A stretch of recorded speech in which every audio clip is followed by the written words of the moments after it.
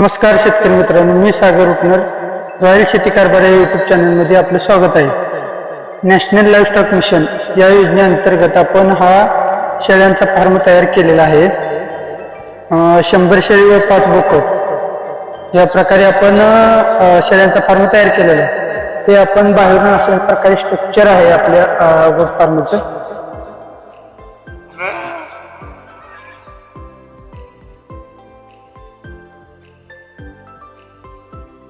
हा आपला चारा स्टोअर केलेला आहे. यामध्ये तुरीचे बुसकाट आणि हरभऱ्याचे आम पोत्यामध्ये भरून आपण स्टोअर केलेला आहे आणि मुरघास मक्याचा मुरघास केलेला आहे.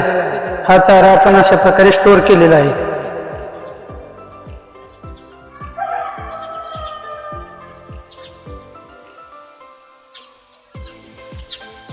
ते गेट केलेलं आहे आणि त्यामधून अशी एंट्री आहे. या दावणीचं स्ट्रक्चर आपण या गोट फार्ममध्ये 9 कप्पे केलेले आहेत. जवळ आलेल्या गाभण शेळ्यांचा हा कप्पा आहे.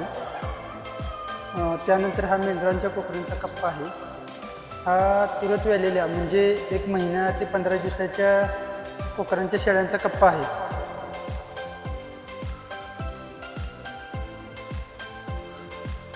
शेळ्यानंतर 2-3 महिने झालेल्या शेळ्यांचा हा कप्पा आहे. अशा प्रकारे मेडिसिनचे कपाट आहे आपल्याकडे. जे इंजेक्शन्स, टॉनिक, जंताची औषधं, देशी जे आपले औषधं आहेत ते पण यामध्ये आपण ठेवलेले आहेत.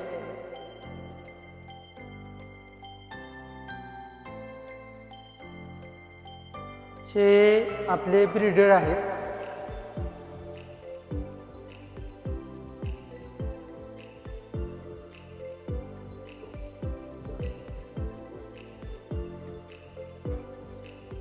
आपण यामध्ये चारा टाकण्यासाठी अशा दावणी केलेल्या आहेत. या दावणीमध्ये सगळ्या शेळ्या खाऊ शकत नाहीत, म्हणून आपण आतमध्ये अजून थोड्याफार छोट्या छोट्या प्रकारच्या दावणी केलेल्या आहेत.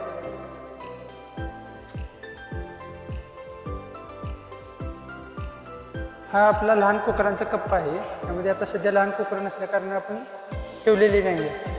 हे टेम्परेचर आपलं वाढवण्यासाठी केलेलं आहे. थंडीच्या दिवसात वगैरे टेम्परेचर त्यामध्ये लहान कोकरांना सर्दी वगैरे, ताप वगैरे येतो. त्या कारणास्तव आपण थंडी वाजू नये यासाठी आपण साईडून ताडपत्री बांधतो. आणि हे जे स्ट्रक्चर आहे वर खाली करता येतं. त्याच्यामध्ये 4 बल्ब आपण लावून हे चालू केल्यानंतर हीट निर्माण होते. हीट निर्माण झाल्यानंतर त्या लहान कोकरांना थंडी वाजत नाही. यासाठी आपण हे अशा प्रकारे स्ट्रक्चर केलेलं आहे. हा आपला एक लांब कप्पा आहे.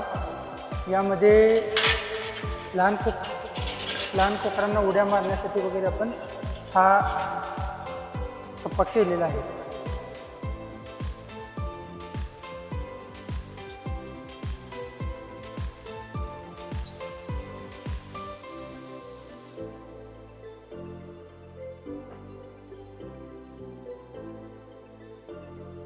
उड्या मारण्यासाठी वगैरे आणि लांब पळण्यासाठी हा लहान कोकरांचा कप्पा आहे. आणि जिथल्या तिथे आपण कॉक सिस्टम केलेली आहे.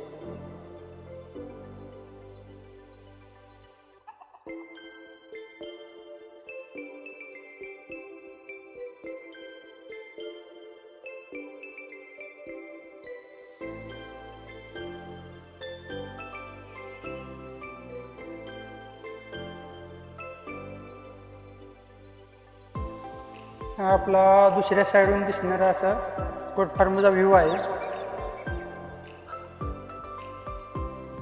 हे ताडपत्री जे आपण बांधलेले आहे. आपला शेड उंची असल्या कारणाने पावसाचं पाणी आतमध्ये डायरेक्ट येतं. त्या कारणास्तव आपण ही ताडपत्री अशा प्रकारे बांधलेली आहे. शेळ्यांना आपण यामध्ये तुरीचं बुसकाट आणि मक्याचा मुरघास हा चारा टाकतो. शेळ्या विभाजण्यासाठी आपण अशा प्रकारे कप्पे केलेले आहेत. ही आतील बाजू आपल्याला शेडमधील बाजू आणि थोडंफार उन्हामध्ये आणि बाहेर फिरण्यासाठी ही थोडीफार जागा आहे. ते आपण मोकळी जागा अशा प्रकारे केलेली आहे. प्रकारे आपल्या गोट फार्ममध्ये आपण शेळ्यांचे नियोजन केलेलं आहे. आणि आपण एक सेफ्टीसाठी म्हणून एक वॉच ठेवण्यासाठी कॅमेरा पण लावलेला आहे. त्याच शेळ्यांच्या नवनवीन माहितीसाठी आपण रॉयल शेती कारभार या यूट्यूब चॅनलला सबस्क्राईब करा. धन्यवाद.